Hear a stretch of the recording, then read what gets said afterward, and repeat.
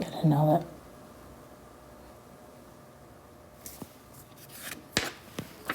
Thank you for telling me that. I didn't know that.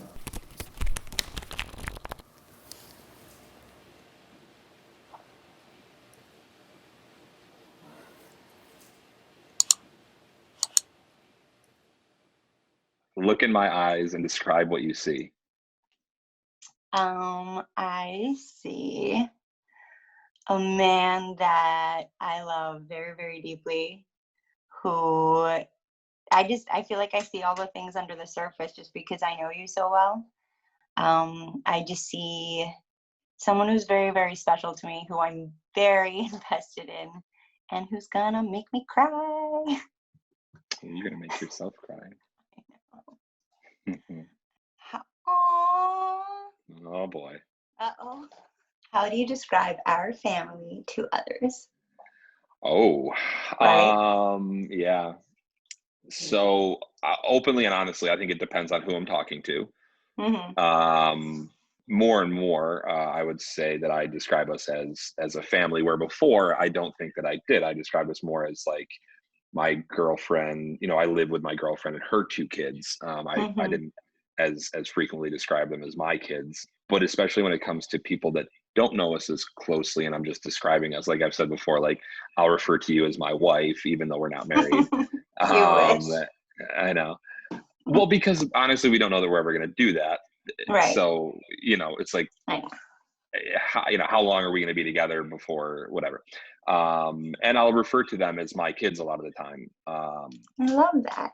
Yeah. Especially with people who don't know and like, they don't know our situation. I always just refer to them as our kids. You know, Mm-hmm. I don't refer to them as my girlfriend's kids. Mm-hmm. Um, I like that. I like that a lot. What's the most ridiculous thing we have done together? I think maybe getting dressed up in sequins. Oh, yeah, okay. And you had a mustache, and we went to the thrift shop, and you got the shirt and the too tight Yeah. pants. I Yeah. think possibly dressing up for a disco night, where nobody else dressed up, which I did not pick up on. I thought everyone was going to dress up. I would also add to that. I don't know if this is ridiculous, but it kind of I think an odd possibly Okay. standout when we went to what's birthday party. Yeah. Yeah. you know where I'm going with I this, do right? not know what you're talking about. Yeah. Yeah, okay. Yeah. All right, you win. Good one. That one was pretty ridiculous. Where we should we share, or do we just no? We don't share that. No. Ugh, okay. No, but Uh, yes, I would say, yep. Yes, uh-huh. yes, Okay, yes. cool. What is the hardest thing for you right now? Mhm. And what can I do to support you? Oh boy. I feel We'll like we just talked about this. yeah. So I guess the hardest thing for me currently is just my mental health has been very challenging lately, and because of that, my physical health and my um, I guess just overall health. And I don't know why. And talking with, it's like there isn't a specific event or reason. I think it's just my cycle of depression, and unfortunately, I'm in that cycle of kind of going down. But I want to work with her and try to figure a way to get back up, and I'm hopeful that I can put some of those things in place and get myself feeling. What was the other part of that question? I'm sorry, I just got What distracted. can I do to support you? How can I help you? Oh, um, I yeah, think I know the answer. we have had this conversation. Well, just be understanding, and I know that's like it's a hard and big thing to ask, especially when your significant other and partner is sometimes not being them best selves, and they're not being as helpful maybe around the house as they usually are or can be. So it's hard for me to be like, can you just be understanding that I am depressed and being Right. lazy? Yeah. But you have been incredibly understanding with all of that. Oh, that wasn't my butt. No, My I butt know. was, oh, No. What is your butt? my butt. Sorry, 2-year-old. My butt was, you can though. We've No, I talked know. about this extensively. I know it doesn't come easily or naturally to you, but when you're feeling those places, when you can communicate to me, be like, I'm feeling in a cycle. I'm feeling depressed. For me, if you're aware and you're trying or you're asking for help, but that can be hard too. I don't know if I'm even allowed to ask you for that. So I don't know, but I want, I don't know, maybe if generally I know that you're trying. Yeah. I don't No, know what the I think correct that's, answer is. yeah, no, I think, and that's what we were discussing is, going through these phases, is, it's going to happen, but trying to work on getting out of it is important. And, I want to do that, not just for you, but for myself, obviously, because I hate, feeling that way, and, be more open with you. Yeah. The hardest thing for me right now is how much anxiety and heavy responsibility I feel over the coming months. I don't know what my job's going to be. I don't know what's going to happen with the kids. I know it's going to be really hard. I worry about the world. I worry about the teachers. I worry about all the things. And sometimes I can feel it. It's like, it feels physical. Like I can feel it descending on my shoulders right now. How I feel so heavy, the responsibility of doing a good job with them. I feel, oh no, tears are coming. I feel the responsibility of being a mother so heavy on me. I want so badly to do a good job. I know that I made it hard on them by getting divorced. I know it was the right decision, but it has repercussions. You can do the right thing and it'll have repercussions. And how you can support it is probably just listening and not comparing it to anybody else. And not saying, like everyone is dealing with this and or anything like that. Just really just letting me talk it out, because sometimes I just feel a lot lighter when I'm not the only one who I have so many thoughts all the time. Mm-hmm. And sometimes I want to share it with someone, and I don't want you to take the burden of it. I know in the beginning of our relationship, you were like, well, I don't like to burden other people. I'm like, it's not a burden. Please share with me, please. And I still, please, always share with me. I want it.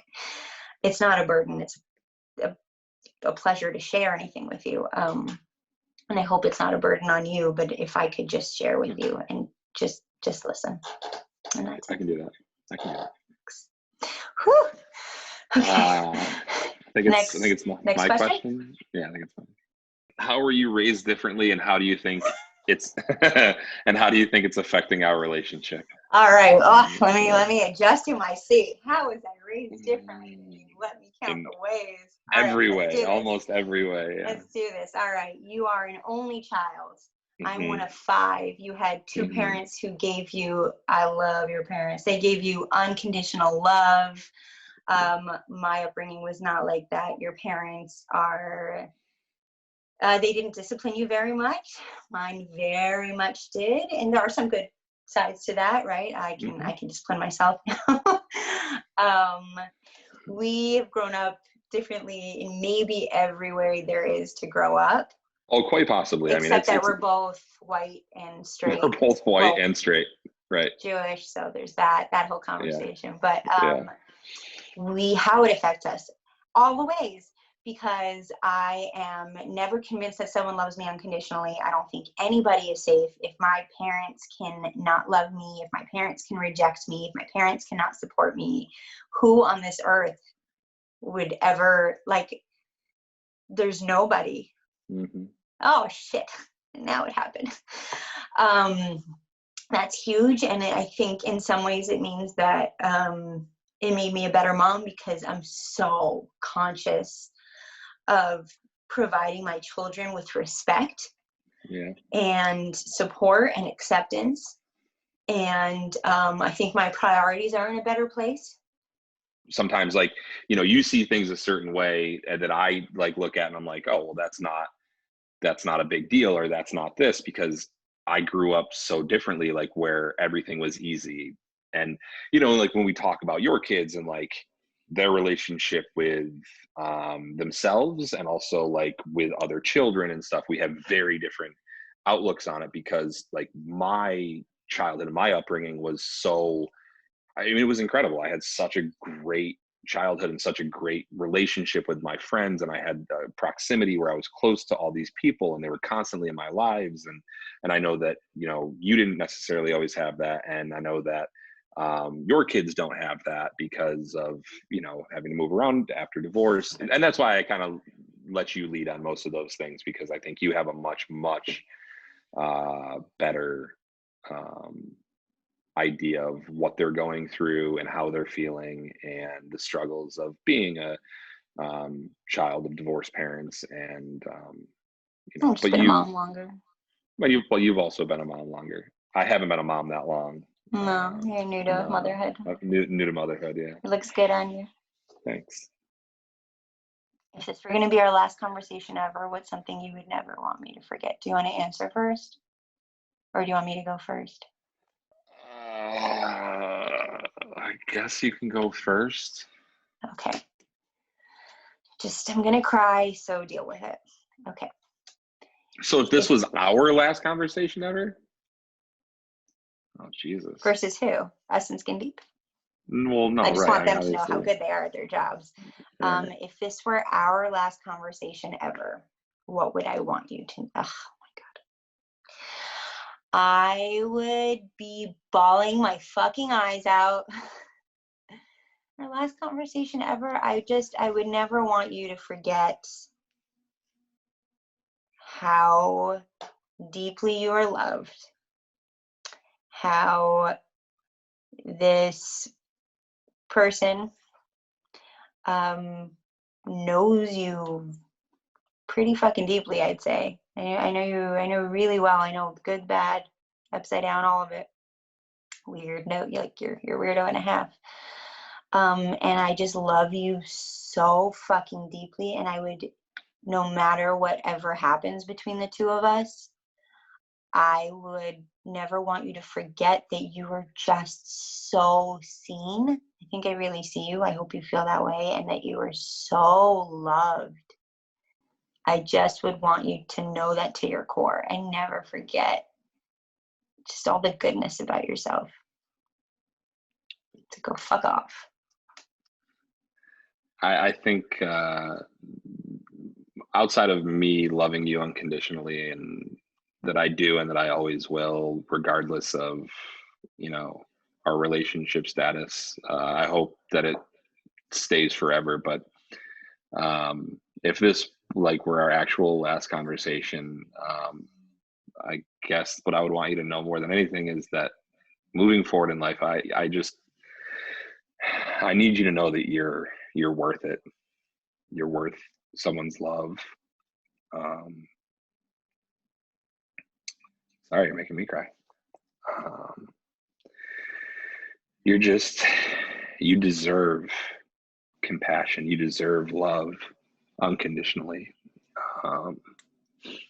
And all the things that you carry with you from when you were younger.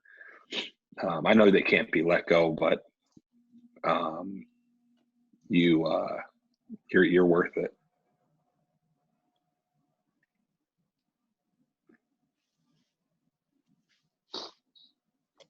You're so stupid for crying. I hate you. I hate you so much.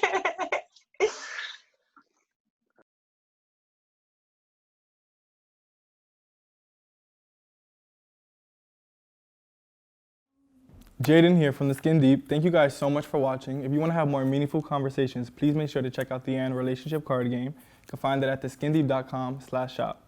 Thank you.